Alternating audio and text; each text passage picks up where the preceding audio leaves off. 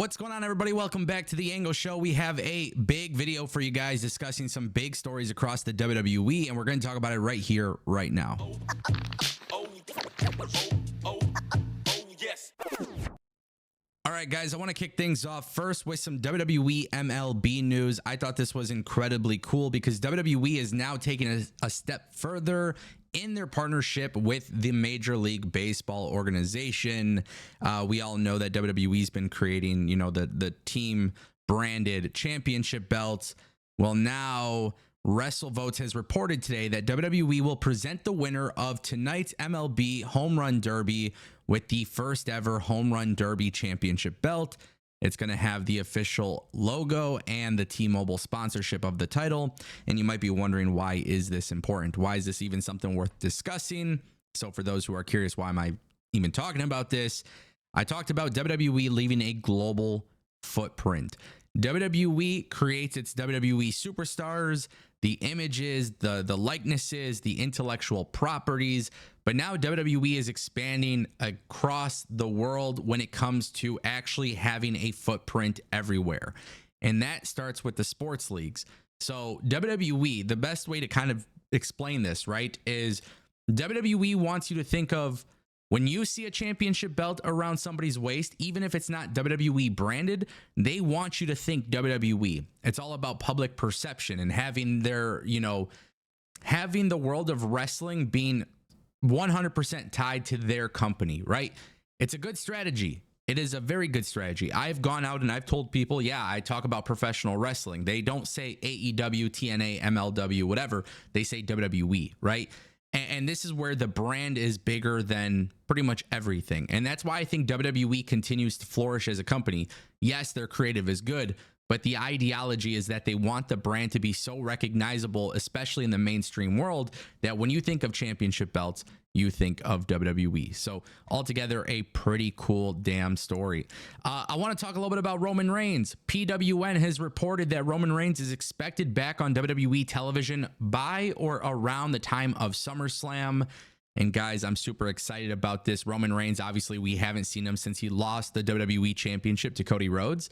But now there's obviously this massive storyline with his cousins basically taking over the bloodline. And Solo Sikoa is now the new head of the table. He's the new tribal chief. But we never saw Roman Reigns appoint him to that position. Obviously, Paul Heyman is no longer involved with them. This is clearly a great storyline, but it is missing the babyface response. And I don't know how WWE is going to go about it. Obviously, Solo Sikoa versus Cody Rhodes at SummerSlam, the way it's being built up, it is just such a great build. Jacob Fatu is absolutely killing it with this new storyline as well. It looks like we could be seeing him and Randy Orton at SummerSlam. I don't know the direction that WWE intends to go, but if Roman Reigns is going to be back in time, I actually want to see Roman Reigns help Cody Rhodes out. And it's going to be a very interesting and weird situation when they do it, because the last time they wrestled, obviously Cody had taken the title from him. But Roman Reigns has always been about being the head of the table, being the tribal chief. And I think this is just one of those really cool things where when he comes back, the babyface pop will be absolutely incredible. And I think it's just going to turn into a really good, summer, fall, winter season. And I think once we get ready for WrestleMania, like, this is laying the groundwork for that. Once we get to WrestleMania 41 in Las Vegas, clearly WWE will have something massive happening. Roman Reigns being back just makes all the sense in the world. And thankfully that is the case, right? Because Roman Reigns, a phenomenal talent. He's good inside the ring. He's good on the microphone. But for the last several years, he has been dominating the wrestling industry as a heel. Now we'll see him actually dominate as a babyface. And I think once we see him with Cody side by side, making saves, I just think that reaction will be so damn good. And I think it will be really cool to see Cody Rhodes have a confused look on his face, because that's not something he should be expecting, right? So I think in my head, the way I am looking at this, I think this is just so damn cool. We're going to be ready for a massive storyline. It's coming soon. Roman Reigns coming back. Obviously, I have a lot of respect for this guy. He's just a really dope individual, but he's also so damn talented, and the storyline is so big. And the cinema memes that people post, it's because of this guy. So yeah, just altogether really excited about this. We'll see what happens with Roman Reigns. I want to turn our attention to Stephanie Vaquer. She made her debut for WWE on the main roster this past weekend at Mexico City WWE live events. Look, I don't know. WWE obviously plans on putting her in NXT. She's made it very clear she's going to NXT. WWE is capitalizing on this signing. WWE typically doesn't announce signings at all. Shawn Michaels welcomed her to NXT on Twitter. She showed up at WWE in Mexico City, had a match with Isla Dawn. This girl like immediately joined WWE, and it seems like WWE's not wasting time at all. And it just seems like this debut that they've had planned for her just makes a lot of sense, right? When we talk about WWE trying to have a global footprint absolutely everywhere, this is one of those situations where you can see in a good example of how they're doing so. Obviously, she tried out for WWE in the past. WWE, didn't sign her. She wasn't as experienced. Then she left, did her thing, obviously killed it down in Mexico, obviously came to AEW and killed it with Mercedes. WWE signs her. They bring her in.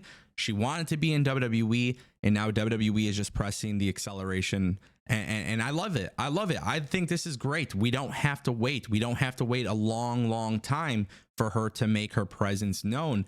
And I'm glad to see that WWE is doing this. And I think some people will hate on WWE for doing this, but the reality is this is why it's so important to have such a great competitive atmosphere in the industry, because AEW did not sign her. AEW put her on television and did not sign her, could not sign her. Maybe she wasn't as interested. She left New Japan, she left CMLL, and now she's in a situation where she can go to WWE, which she already has, but now she could kind of grow with WWE at a point where it's like, right there, you don't gotta wait. Absolutely love it. And that brings us to our final topic, a major change to WWE. There's a huge announcement that was made today. WWE is changing their strategy, and I think this is really cool. TKO has basically announced that WWE NXT No Mercy and Halloween Havoc will be taking place on September 1st at Ball Arena in Denver, and Sunday on October 27th at Giant Center in Hershey, Pennsylvania. With that being said, these are taking places on Sunday night. And no, it's not taking place at the Apex, but instead, WWE NXT are doing these PLEs now at venues where WWE Raw follows the night after. This is huge.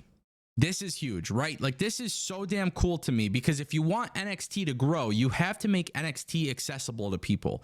And through bundling tickets and all of these different things that you can do, you can fill up those seats. So WWE very clearly wants to get NXT PLEs outside of the Performance Center. They did it at the Apex. I thought it was cool. Obviously, there was challenges. But now when you look at Heatwave being inside a big arena, and it's the same place where all of these other events, Money in the Bank and SmackDown and all these things are taking place. The thing is, now more fans are able to go. The prices are better for the tickets. You're getting more of a bang for your buck, and you get to go watch NXT.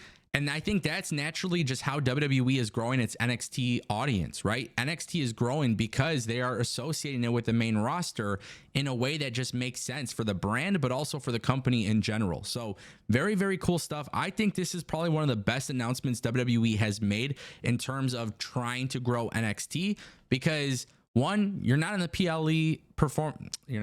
you're not in the Performance Center, but then also you're in a situation where if you go to NXT on a Sunday night for a pay-per-view, the following night you go to WWE Raw, you're getting the best of both worlds. I absolutely love it. Ladies and gentlemen, that is the Ango Show.